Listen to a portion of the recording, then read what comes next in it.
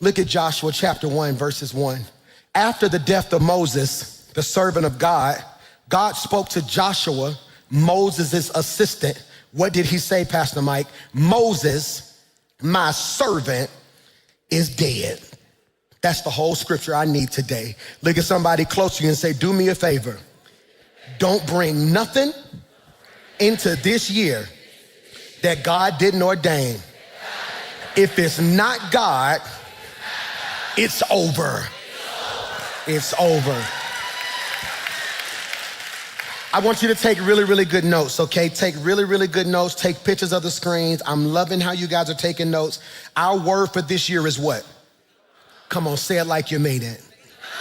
Become, by definition, here it is the intentional evolution of spirit, character, and calling.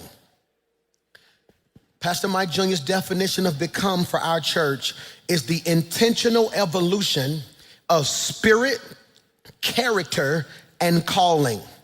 Now, what's one of the most beautiful words in that whole sentence? Intentional. It is intentional. I pray 3 of you can receive this. This is not a season of randomness. This is not the season to be random and think you're gonna bump into a blessing, that you're gonna learn through osmosis, that you're gonna get better because you got older. The devil is a liar. This will be the year of my life where I am intentional. I am intentional about how I read the word, intentional about what I feed my spirit. Can't look at everything, can't listen to everything. I am intentional about, another beautiful word, the evolution of my spirit, character, calling. Throughout the years and throughout science, we see evolution. You see this transformation of a caterpillar that becomes a what? Butterfly. I'll never forget in the first grade, Miss McGrew's class at Central Park Elementary, Miss McGrew was teaching us about giraffes. And it's just, to this day, it's still the most vivid memory I've ever had. She said, Michael, what were giraffes? And I was like, they got long necks. And she was like, how did they get long necks, Michael? I said, they was born that way. And everybody bust out laughing. I was the class clown. And I never forget, she looked at me and said, did you know that giraffes had short necks like horses, but they ran out of food and had to evolve? I want to ask you a question. Are you going to starve or evolve? Are you going to become stagnant or evolve? They left. Are you going to stay stuck in the memory of what was, or is this your season of evolution? Some of y'all ought to just shout, stick close to me, because I'm getting ready to evolve. It's so much more in me than you see. Become is the intentional evolution of spirit, character, and calling. That is so important. It is the journey from who you have been to who God already sees. And I want to ask you this question. I preach this same message the first Sunday of every year until God calls me to glory. I'm going to be 90 years old on the first Sunday of every year, asking you the same question. Put this in your notes. What's your mission and what's your vision? I believe each person should have a personal mission statement. A personal mission statement. The mission statement is who you are. The vision is where you're going. I'm gonna say that again. If you're writing notes right now, you can put my mission is who I am. My vision is where I'm going. Or for the sake of this sermon series, my mission is who I'm becoming. My vision is what I'm pursuing. Preach, Michael. My mission is who I'm becoming. My vision is what I'm pursuing. Pastor Mike, what's your mission? You know it, don't even realize you know it. It's to love God, love people, make a difference. Every morning I wake up, that's my mission. That's my life's mission. I'm gonna give God my whole heart to the best of my ability. I'm going to love people to the best of my ability. Give you the shirt off my back. I love going to doctor's visits. Every time I've ever walked in a doctor's visit with somebody who was sick or battling for their life, the nurses come in the hallway and say, can you come back up here more often? They just smile and they ain't been in good spirit. I love making people people smile. I love standing before you and giving you a word, that aha moment. I love when I'm teaching, then out of nowhere, I can see the light click. And you be like, I'm like, yeah, that's what I love. God, I love people to my core. I love people, and my mission is to make a difference, not to make money, not to be famous, not to be popular, not to be a celebrity, not to be the biggest pastor in the city. I just want to make a difference. I want, when God calls me home, I want testimonies being told of how that man made a difference in my life. That man made a difference in my life. That's my mission. The mission is what?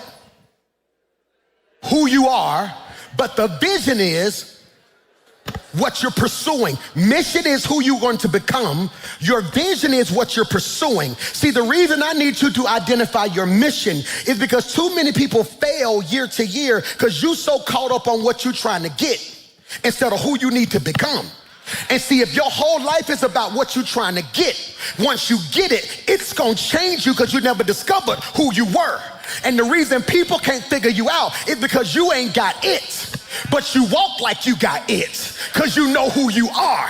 And I'm telling you, if you become before you pursue, when you pursue, it won't change you because you already know who you are.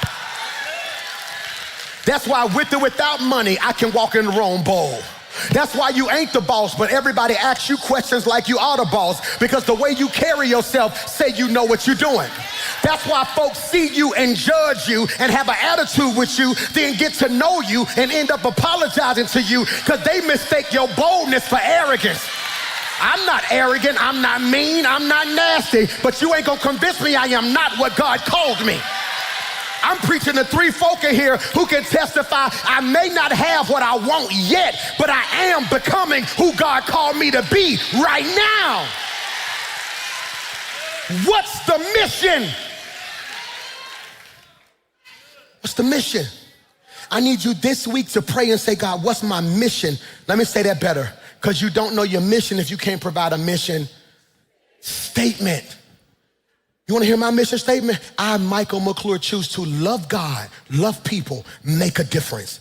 At the core, everything I pursue is driven, say that better, Michael. Everything I pursue is filtered through my mission. Did you catch that? If it don't match my mission, I can't do it. That's why certain decisions ain't even hard for me. I can tell you right now the answer to that's gonna be no. Why? It don't fit the mission. But it's paying so-and-so, that's cool. Making money ain't my mission. Making the difference is. Which is why there will be certain seasons of my life where I don't get paid for what I do. But I know I may not get what you gonna give me, but if I stay true to who God called me, what God gonna give me is greater than what you could have gave me. Am I preaching to anybody?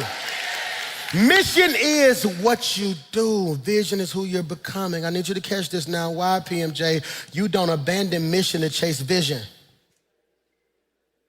You fulfill vision by staying faithful to the mission. That's why today's text is so important, because in Joshua chapter 1, it's on the screen. It says, after the death of Moses, the servant of God, God spoke to Joshua. We got to pause right there. That's enough to have church. After the death of Moses, servant of God, God spoke to Joshua. That's enough to have church right there. I'm going to say it again. After the death of Moses, servant of God, God spoke to Joshua. Y'all looking at me like I want to shout. I just don't know why I should be shouting right there. Because up until now, God only spoke to Moses. Up until now, God would speak to Moses, then Moses would talk to Joshua. Now God is saying, my season for talking to Moses is over. It's my time to talk to you direct. Some of you finna be in an awkward season because you're so used to having prayer partners and praise partners. God said this might be the season where you gotta be alone so God can talk to you for himself. I don't need confirmation when I talk to the confirmer. Did you hear what I just said? He says, Joshua, after the death of Moses, it's right there on your screen, God spoke to Joshua and said, Moses, my servant, is dead. Please put this in your notes. God makes it very clear to him before he gives him his assignment. God makes it very clear to him before he gives him the assignment. I need you to catch this. Joshua is tripping. Joshua is hurting. He needs affirmation. What Joshua needs right now is for God to send an angel to him and say, Joshua, it's going to be okay. Let me explain to you why God had to do it. But I need to free you. Please put this in your notes. There are moments when God will not explain your loss. He will just simply acknowledge it. Many of you are stuck because you're waiting on God to give you an explanation. God said, I don't explain dead stuff. I move on from them. You're so busy trying to ask God why when God is waiting on you to ask him what next. Michael, no, God is telling Joshua, are y'all listening to your boy? That chapter is dead. I want to say that better. The chapter of your life with Moses is closed. You can keep reading it, but I'm on chapter 12. I want you to catch this. I love what Henry Cloud says in Necessary Endings. This may be worth writing. He says in Necessary Endings, the inability to end something that is over is the number one reason people stay stuck. The inability to end something that is over is the number one reason people stay stuck. Ooh, that's good. And can I free you? Growth always requires an ending. I want you to be careful what you say out your mouth this week. Because who been saying, let's be honest, who been saying, I gotta grow this year? What you really been saying is, God, what do I need to end? Because in order for something to live, something gotta die. Yeah. So I'm really believing God, God's gonna grow me to where I'm gonna be a wife. Well, God said, no, I might need your season of dating to end for a while. Because in a certain state you in, you're not ready. When I'm believing God for promotion, God may be saying, well, I need your ambition to die right now. Sit still and let me work. And I came to submit and suggest to you that delayed endings create prolonged dysfunction. Delayed endings create prolonged dysfunction. I'm gonna say this, and I know everybody's gonna say, man, I just put my own business out there. The places of my life that are dysfunctional is because I wasn't quite ready to close certain doors yet. And many of us don't wanna end stuff because we think as we end it, we're taking a loss. Michael, many of us don't want to end stuff because in our eyes, Jackson, we think to end this is a loss. So I don't want people to think I lost. I don't want people to think I lost, because if people think I lost, they're gonna think I'm losing, which is gonna make me feel like a. So you rather walk around like a faking like a winner when you're actually losing, when the real win would have been detachment. Can I free you? Please put this in your notes. Endings are not about loss. Preach, Mike. Endings are not about loss. They are about capacity. God says, I feel my help coming now, I don't end stuff so you can lose. I end stuff so I can make room, so I can give you more. I'm only preaching to 3 of y'all who lost some stuff in 2025 and you still been trying to wrap your mind around how they could leave or how you could lose this. When God is telling you, you don't even see, I'm making capacity. I'm getting ready to send you so much, but it was certain stuff I could not send you as long as there was too much crowded space in your life. I don't know whose word this is, but I speak capacity over your life.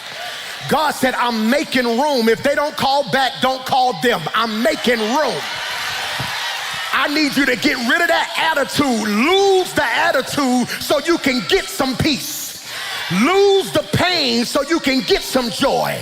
Lose the frustration so you can finally see my vision. You think you're going through a losing season. God said, baby, I'm just making room because I'm getting ready to send something greater than you ever seen.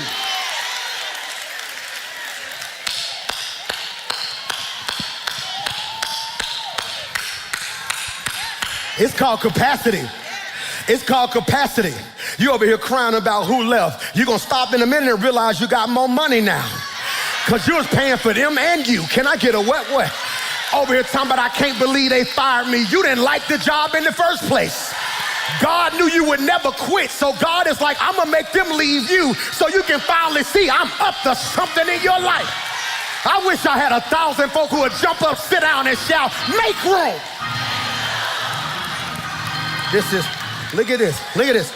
Why, PMJ? Put this in your notes. Endings are not about loss. I'm going quickly. They are about capacity.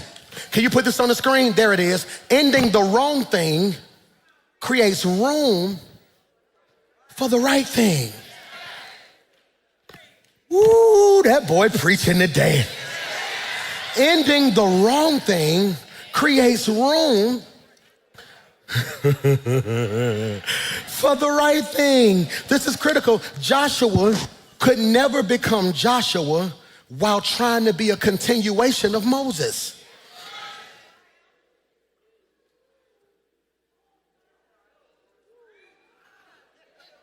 Joshua couldn't be Joshua long as he was running behind Moses. So I never forget, I was so happy being my daddy praise and worship leader. I did praise and worship, then they messed around and gave me a youth ministry. I want to be very clear. If you think The Rock is dope, my youth ministry was off the chains. I'm talking about, I walked in the dad's office. I said, Dad, can I get one row for all the young people in our church? He was like, cool. My dad's church is a right pew and a left pew. Then it's a big center aisle. So I started out with just one row of kids, all right, boom. It was me and probably like 9 teenagers and probably 3 people in their 20s. All right, 3 months later, I got the whole left side of the church. When I tell you it was a move, hear me when I say this. My dad, my mom, them, it was a beef too. It was me and Lady versus my dad and my mom. And then so we would be over there. We was the youth pastors, they was the pastors. And so we would walk in church and I had my youth department so fired up, I would do praise and worship. And I ain't just do praise and worship like they do praise and worship. They be up here singing. I had dancers on stage. You remember back in the day when the people used to liturgical dance? I was like, why y'all gotta wait till Easter to liturgical dance? I brought them to rehearsal. We used to sing, Lord, you're good. I used to get up on Sunday, come on, give God a hand clap of praise. They would start the music, we boom, Lord, you are good and your mercy endureth forever. I still remember the steps, boy. People from every, you was one of the dancers. People from every nation and tongue, boom, from generation to generation, we.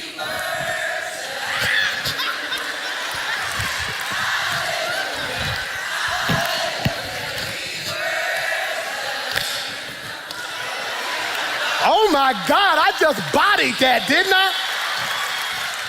But think about that. You got me, I'm singing doing it. Then the dancers doing it. Then there's 300 teens on the pews just jumping. Now the parents trying to come to church to see where their kids at. So now the parents jumping. So then I come to my dad and I say, Dad, I think the Lord's calling me to start a church. My dad never said, no, I need you to be my youth guy. He understood I would never be me. Go to the next slide. Because you don't understand, sometimes it calls for a season of detachment. Preacher Mike. I want to free you. Becoming, can you put that in your notes? Demanded separation.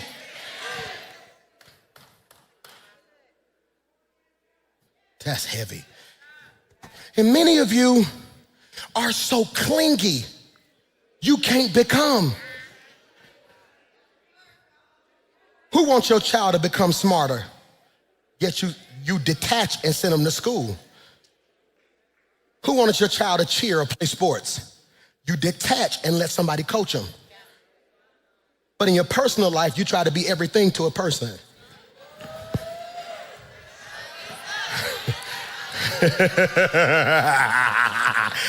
Because what we do is when we lose somebody, we make them the devil. Put this in your notes. We either deify or demonize. I should have put that on the screen. Deify or demonize. When they good to you, we make them a god. When they bad to you, we make them a devil. And I want to say this to you. All separations ain't evil. I have friends right now I haven't spoke to and probably twice in over 3 years, because 3 years ago I realized it wasn't a sin to be friends with them.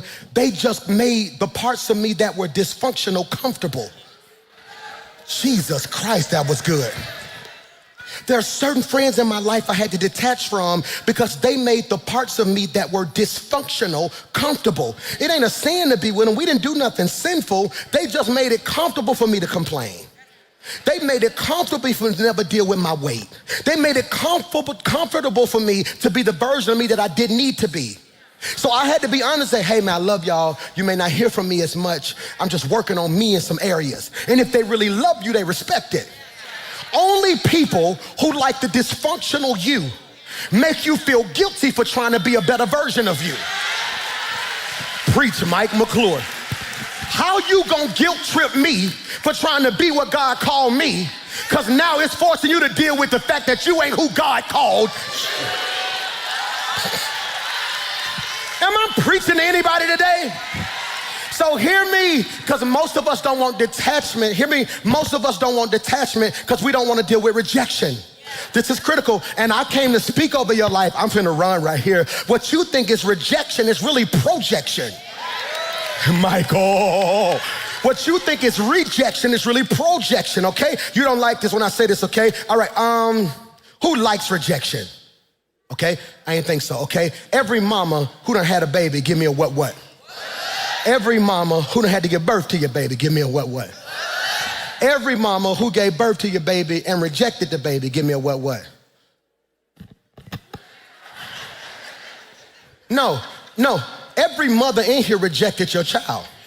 If you look at science, your baby didn't want to come out. Your baby was floating in water, having all their food brought to them, comfortable. Couldn't nobody get to them, couldn't nobody hurt them. Your baby didn't say, I'm ready. Your body did. The only reason your baby here is because your body rejected your baby. And the rejection of your baby is the birth. You got here off rejection. So if you were birthed through rejection, what makes you think their rejection gonna kill you? So when you go through rejection in your life, instead of saying what's wrong with me, you need to say, God, what you get ready to birth in me? Talking about we don't like you, good. That must mean I'm on a level that they can't comprehend yet, and God's getting ready to birth something new in me. I prophesy to 20,000 people that this will be the year of your life where God birthed a better. I gotta stop. Hear me. This is so good. This is so good. Why, Pastor Mike? Because I want you to realize Joshua is going through a type of rejection. He's sitting there. Who gonna help me preach? Joshua sitting there, right? Joshua, Moses dead, I don't know what to do. I don't know if these people gonna listen to me, I don't know what to do. It's like if it's dead. And God, put this in your notes, gives Joshua 30 days to grieve. God says, all right, Moses dead, leave him alone. Day one, oh God, it's okay, just keep an angel around, make sure don't nobody get him. Day 5, but what do I do without Moses, Lord? It's cool, they was close, they was tight, God bless them. Day 10, oh, he's still out there crying, it's cool. If the relationship real, you should feel it. Day 20, is he making any progress? He's still in the same spot. It's all right, give him a second. Day 25, he's still up under that tree crying, God, we got to figure out what we're going to do. The children of Israel, they need a leader. Somebody got to get up. I saw a boy in the back. Nope, we ain't going to get the boy in the back. We're going to give him enough time to grieve. Day 30, hey, Joshua, it's on the screen. Do me a favor. Moses, my servant, you missed the clap back. Moses, my servant, let me be very clear. He meant more to me than he meant to you. I done gave you 30 days to deal with this. Look at the scripture. He says, now I need you to get going. I like what the NASB version says. It's on the screen. He says, Moses, my servant is dead, therefore arise. I'm finna preach to myself right here because you don't know why to shout. because you don't understand Hebrew. Old Testament written in Hebrew, New Testament written in Greek. If you ever read in the Bible and you're in the New Testament and you want to know what a word means, look at it in the Greek. If you want to know what a word means in the Old Testament, look at it in the Hebrew. Hebrew, okay, I had to write it down because I don't know how to pronounce it. I'm going to read it. Kufamim. Kufamim. I want to get it right because you say it wrong. Kufamim. Here's the pronunciation. You'll pronounce it like COO-FAV-MEM. Arise in the Hebrew, kufamim, means to stand up. Michael. He looks at him and says, hey, I need you to stand up. You've been down long enough. Now here's what you got to realize. I don't need you to stand up physically. My issue ain't that you laying on the ground physically. My issue is you down spiritually, mentally, and emotionally. My issue that you ain't got no money in the natural. My issue is your mind still broke. My issue is your spiritual resistance to pressure has not evolved, because arise implies, Michael, that something shifted internally before it ever showed up externally. You do not arise because conditions change. You arise because your calling has been activated. Okay, I want to say this. You should have never logged on today. You should have never came to church today. You should have missed this Sunday, because not being activated will never be your excuse again. I speak by faith that I activate every gift in this room. I activate every gift watching me right now. Let everything God put in you rise right now. I plead the blood of Jesus over your mind, your spirit, and your heart. Consider yourself. Paul said it like this: stir up the... It is activation. Why is activation? Okay, have you ever got a new debit card and you went to go use that debit card and it wouldn't work? Why wouldn't the debit card work? You never stopped to activate it. Some of the problems in your personal life is you're trying to draw from people who haven't been activated. Some of the losses you took in the past was because you was doing stuff God didn't activate you for. Preach Mike McClure. And I came to submit and suggest to you, devil, you should have killed me when you had the chance. Because 2026, I am activated. I just need you to touch somebody around you and tell them, I'm just practicing to see if my anointing works. Because I speak by faith this year, when I lay hands on stuff, it's going to get healed. When I pray, things are going to shift. When I speak those things that are not, they will be so. I just wish I had 1,000 folk in the room and in the chat who can just shout, I am activated. I feel that. Yeah, activated, activated. Somebody shout, arise. I got 7 minutes. Put this in your notes. Arise. Arise. Say it like you mean it. Arise. Put the next slide on the screen. Arise is the hinge between the promise. Say that better. Arise is the hinge between the promise and possession. Please put that in your notes. It is the space between the promise, Michael, and possession. For all my note takers, under promise, I want you to put what he said, and under possession, what he gave. So when I tell you it's your season to become, I'm saying it will determine how you manage the space in your life between what God promised you and the day God gave it to you. Most people settle because they don't know how to deal with the space in the middle. The space between, come here, David, God telling you in your daddy backyard, you are the next king. But then he leaves you in the backyard, don't give you a crown, no security, and you still ain't nothing to your family, because it's a space between him prophesying it and it manifesting. And some of y'all got to be careful, because there are people who will love you when it's prophesied, then kill you when it manifests. Folk don't mind being your friend when we all shouting about what we gon' get. It's hard to be your friend when you get it before me. Michael, hear me when I say this, and I'm telling you, this is your season to assume responsibility. Assume responsibility. Assume responsibility. I'm 41, that means my parents in their 60s, yada, yada, yada. So this whole year of my life is assuming responsibility. Where you wanna be at in 3 years, mama? Where you wanna be at in 3 years, daddy? What you looking for? What you doing with this? I'm finna be what you finally raised me to be. Y'all set me down as a young boy, had me sitting in counseling meetings, had me sitting in this. Y'all would tell me, now it's here. So what you want? No, we're not gonna do that, we're gonna do this, we're gonna move this, we're gonna move that, we're gonna do this. What you want, mama? What's your ultimate dream? How do we get there? Let's go ahead and put this up right so. Baby brother, what you wanna do? What's in your heart? Okay, boom, boom, boom. I believe in my soul, my brother, author. When he preach, you can hear books, can't you? You can hear it. So no, this year we setting that up. Let's do so-and-so, so-and-so, so-and-so, so-and-so, so-and-so, so-and-so. I'm in book deals right now that they don't even know, and they already know part of the prerequisite for my book deal. They don't agree. I got 4 of the major top book publishers in the world fighting over my book. We finally came down to the top 1, and so-and-so, so-and-so, they super excited. They have no clue before I sign that paper. Yeah, that's cool. Yeah, but what about him? I tell you what, take some of what you're gonna give me and apply it to him. No him, no me. I'm taking responsibility.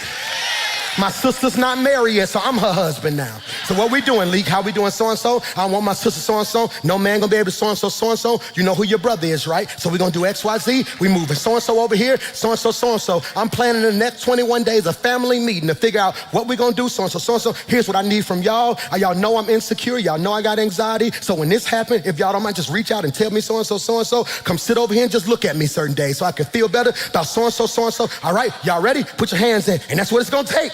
My mama got an attitude with me yesterday. I sent a little voice message, mama, you gonna do so-and-so, so-and-so. She gonna lead a family group text. Guess what D did? Put her butt right back in the good. Because I'm taking responsibility.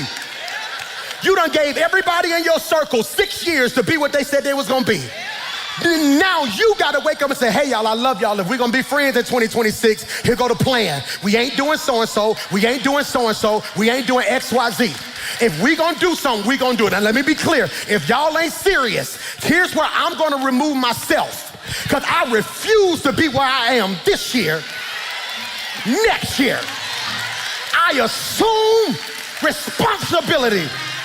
God tells Joshua, I got 3 minutes. God tells Joshua, get up. You can't afford to be down. Too many people depending on you. You don't think I have bad days? Baby girl, you don't think I had days when depression hit me? I done caught more hell in the last 20 days than I done caught all year.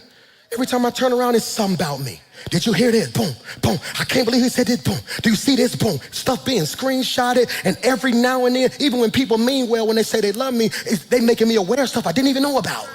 So now I've been just sitting there, and the old me would have sunk. The old me, my mama would have had to come sit on the couch. The old me, the whole staff, they don't think I used to know this. They knew me so well, they would just take me out to eat, and they would be around me so much so I would never think, because I'm anointed, but I'm also human. Stuff hurts your feelings. Stuff will have you questioning your identity. It don't no more though. See, because now I know who I am before I do. I am not a human doing, I am a human being.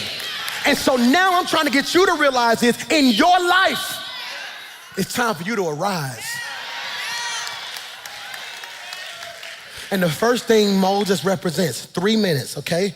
3 minutes. The first thing Moses represents is dead strategies. This is my first of the year sermon every year. Dead strategies. Dead strategies. Why is that important, PMJ? Moses represents an expired strategy. Watch this. What Moses did helped get the people out of Egypt, but it wouldn't get the Egypt out of people. Can I make it hood? You can take a person, but you can't take the...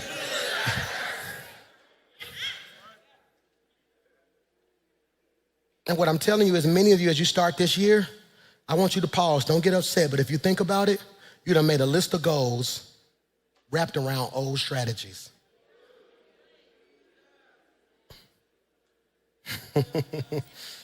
Now keep in mind, I said he represents dead strategies, not failed strategies. I want to be very clear. Moses, what he did worked. Problem is, what delivered you may not develop you. This is good Sunday right here. What delivered you may not develop you. Bro, you ever been swimming before? All right, you ever seen somebody drown before, almost drown? They had to throw that little circle thing, that little donut out there. What is that donut thing called? Like a lifesaver. Like the candy you eat, it looked like a, I'm a big bag, pray for me, I saw a candy. So you know that little lifesaver? Who's seen that little lifesaver? Somebody be in the water, like, he throw that thing out there, boom, and the person grab it, what they do to it? Pull them in. You ever seen somebody go get swimming lessons? They don't use that lifesaver. They almost let you almost drown. They said, we're gonna teach you how to float, you ready? Oh, it's okay, I got you. No, it's okay, I got you. Because the instrument they use to deliver somebody is not the instrument they use to develop somebody. The strategy is different. When Xander was 10 and 12, stop! Hey, stop doing something. Don't make me tell you again. No, you can't go over your cousin's house. He turned 19 next week. My strategy's changing. Now when he texts me, Dad, can I go chill with my girl? Absolutely, man, just hit me when you get there. Right now, he don't know this, but every answer is yes. Dad, me and my girlfriend go get some meat. Man, cool, do your thing, let me know. You got money? Hey, don't let her pay, do so-and-so, so-and-so. Okay, boom. Dad, I'm thinking about going, hey man, do your thing, baby. You wanna know why? In 90 days, 120 days, 180 days, he gonna be on his own. If my strategy don't change, he gonna leave and say, I can't wait to get out this house. I need him to be in the world, but wanna talk to me. You got me? Mike gonna be 18 in February. So it's different now. He telling me stuff, I'm like, okay, I love you, baby. No, we're cool. Dad, I don't like so-and-so. Cool. Dad, when you do something, hey, man, do your thing, baby, I love you. Hey, what you need? I don't know about that, Mike. If I was you, I would do so-and-so, so-and-so. Okay, cool. All right, God bless you. May 16. No, because I said so. The strategy for him ain't shifted yet. It ain't shifted yet. Because I can't apply what works for him to them. Well, they close in age, no, he's not gonna grow up fast. I can give immaturity mature access. Can't do that. See, the strategy God used for Moses was perfect for deliverance. But that same strategy isn't sufficient for development. Remember when Moses was in front of the Red Sea? He said, God, what you want me to do? What did God tell him? What's that in your hand? He asked him a question. What's that in your hand? He said, this rod that you gave me. He said, all right, cool. Stretch it out. What happened? The Red Sea parted. Remember, Joshua is in front of the Jordan River. He's like, God, what we gonna do? I don't have Moses' strategy. God says, but you got the Ark of the Covenant. So he had his leaders grab the Ark of the Covenant and step in the water. And what happened? Same result, different. You better stop mimicking what people do and ask God, is that what he want you to do? Just because it worked for them don't mean it's anointed to work for dead strategies. Let me pause and parenthetically digress and give you this word right here. Just because it was a dead strategy does not mean Moses was evil. His time was just up. Time was just up. I just filmed a TV show. They wanted me to host this celebration for Dr. Martin Luther King on television, and they brought the whole television crew to Birmingham, Alabama. They filmed it at the Civil Rights Institute, and so I had to spend a whole day hosting. Like, we'll be right back after this, just all this other stuff. And I'm walking through the whole Civil Rights Institute, and it was so crazy. I worked so much, I had kind of forgot my granddaddy passed. And I know that sounds weird, but you work so much sometimes. And I'm standing here and I'm looking at a picture and I can literally see my granddaddy in the picture. I'm like, yeah, that's my granddaddy right there. And literally, you know what I said? I said, I'm gonna get him down here. He gonna love stuff. And literally went to pick up my phone. It was like, oh my God. And I'm just looking through everything they did for us. How they marched, how they lived. And as incredible as my granddaddy and Abernathy and Shuttlesworth and Woods and King was, if they were all here right now, that strategy wouldn't work. We're not united. It was easier to boycott then. We all had to live in one neighborhood. Now you're going to sit back and say, I ain't in Ansley, I'm in Hoover. We see what happened to other countries and we don't even bat an eye because I'm good over here. Well, I'm black. Well, I'm white. And God is like, y'all gonna adopt that same mentality? See, deliverance removes external bondages. Development confronts internal bondages. What I'm telling you right now is you free externally. It's the stuff you need God to heal you from internally. Dead strategies. Number 2, dead, next slide, seasons. Moses represents a dead season. I want to say this to you and I pray you receive it. The greatest enemy, the greatest trick or the greatest weapon that the enemy uses to stall us is unprocessed grief. He have us hurt for so long, we don't know how to move forward. Unprocessed grief. Bro, can I tell you something the Lord had me do in 2025? Feel it. I ain't even try to fake it. Let me free you. There are some things in your life you're gonna have to feel. Oh, that hurt. Who remember when I told y'all, I'm gonna see if y'all really be listening to me. I told y'all in November, hey y'all, I'm gonna take a day and just cry. Who remember that? Who cried? Did anybody else take a cry day? I took my day. I got in that little truck of mine and started playing music and just riding. Went through Central Park, sat in that parking lot for a minute, rolled by 15, boom, flew here. And before I know, I was just crying. I done been through so much. And I have to be strong. I feel like I have to always perform. Hey, how you doing, man? I'm good, boy. How you, man? What's up, boy? Pastor Mike, what up, boy? But in my heart, I just be like, somebody give me a hug. Please. And I sat in that car and I started processing. I got a note in my phone. You might want to adopt this. When stuff happened to me during the year, I got this one note. I call it the pain list. But technically, if you look at my phone, it's called the grocery list. But that's what I call it, the grocery list. So boom, and I put in that joint and I just went down the line. 1, boom, so-and-so left, So, and I just started thinking about it. I had to deal with it. Why, PMJ? Please put this in your notes. If you don't process it, you'll always carry it. Can I say it the way my brother would say it if he was preaching? What doesn't get healed get handed down.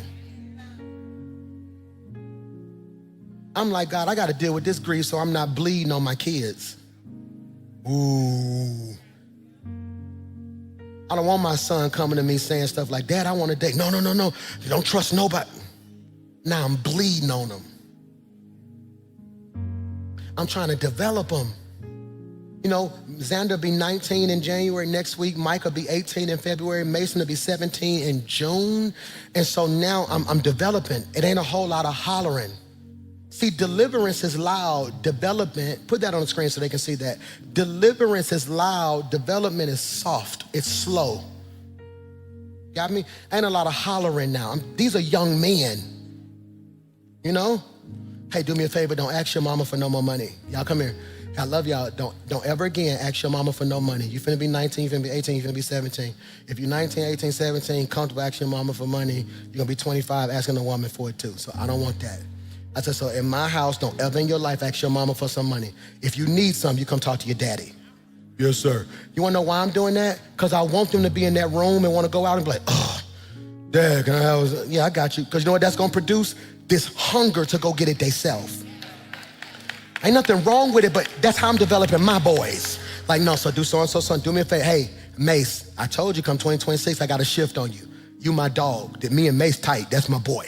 That's my dog right there. I said, hey, Daddy gonna turn on you a little bit because you're trying to enroll in school early. He an athlete. Mace wanna be in college this time next year. He don't wanna graduate May 2027. He wanna graduate early and be on campus so he can be in spring training. So that means I got 8 to 9 months to get all the baby out of him. They're not gonna care who his daddy is. They gonna tell him, I don't care who your daddy is, run up the there. They're gonna be screaming and hollering. So you know what I'm doing now? Hey, Mace, get up. Do so-and-so, so-and-so. Nope, don't do it for him. So-and-so, so-and-so. Quit it, don't go up there again. Don't talk to him. No, get it right. So-and-so, do X, Y, Z. do so-and-so, so-and-so. Mace, I'm gonna tell you one more time. If it happened again, you won't have a mattress when you get back. I'm gonna let you sleep on the floor. I'm that type of daddy. You're not gonna have a mattress again. He gonna come upstairs, whole mattress gone. Mace, you ain't got no mattress, do it. All right, come on, get it right. Let's go, baby. I gotta make him a man. No, see, because the problem with privilege is I'm giving him everything I never had, but I'm also not giving him what made me. So it has to be balanced. You got me? I'm trying to develop them. All my parents, hear me right here. Every leader, hear me right now. You may be trying to talk to people with a deliverance voice in a season of development. You yelling at that woman, she don't need that right now. Hey, babe, I just want to share my heart and let you know what I feel. So when you say this to me, it makes me feel like X, Y, Z. And I know you share how you, but I don't even hear you when you start screaming like that. That it's dead seasons, dead strategies. Number 3, we're going home, dead squads or dead circles. Next slide, it's the last one of the day. I'm gonna get you out of here.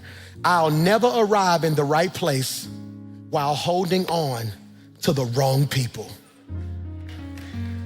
Man, Michael, do I need to say that again? I'll never arrive at the right place holding on to the wrong people. I want to speak over your life. 2026, I said it on New Year's Eve, I'm gonna say it again today. The question isn't if God gonna open the door. The Lord told me he's opening doors this year. I told you, and I rarely say the Lord said, 3 doors he's opening. Doors you knocked on, doors you didn't knock on, and doors you knocked on. God gonna spin the block on stuff that didn't work in the past. God gonna open doors that you've been praying for, and you're gonna get phone calls to do stuff you never even dreamed you would be doing. The question isn't if God's gonna do it. The question is, are you gonna change when you get in the room? Which is why it's important before you get it to become. Father, in Jesus' name, I pray I said something that it comfort the afflicted and afflicts the comfortable. God, I pray that somebody leaves here today saying, God, I gotta give you my heart, man. God, I pray I'm not building a church that has an allegiance to my teaching more than an allegiance to your word. I pray right now that we shift out of a Moses mindset to a Joshua mindset.